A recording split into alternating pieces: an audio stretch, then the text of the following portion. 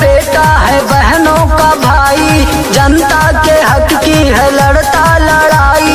मांगे आशीर्वाद छू के हो पहुआ, हे चाची अब की जितैया चुनौआ, हे चाची अब की जितैया चुनौआ, हे चाची अब की जितैया चुनौआ, हे चाची अब की जितैया चुनौआ।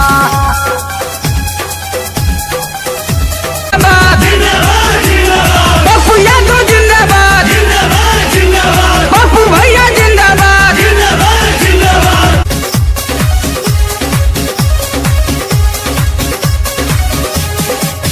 सबके आशीर्वाद पाई, बन के प्रधान गौवा में आई, बन के प्रधान गौवा में आई। सबके आशीर्वाद पाई, बन के प्रधान गौवा में आई।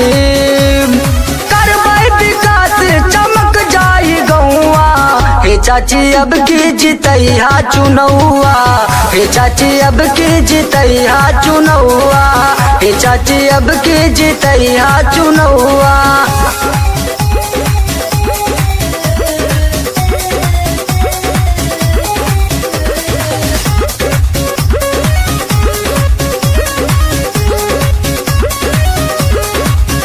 कौनो आफत पड़े दौड़ा आई, सुख दुख में हम सथवा निभाई, सुख दुख में हम सथवा निभाई। कौनो आफत पड़े दौड़ा आई, सुख दुख में हम सथवा निभाई। हाथ जोड़ कहे अपने घर के बेटौआ, हे चाची अब की जितैया चुनौआ, हे चाची अब की जितैया चुनौआ, हे चाची अब की जितैया चुनौआ।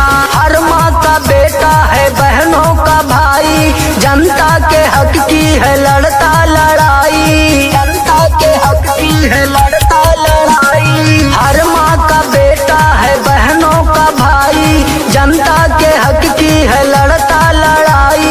मांगे आशीर्वाद छुई के हो पहुआ, हे चाची अब की जितैया चुनौआ, हे चाची अब की जितैया चुनौआ।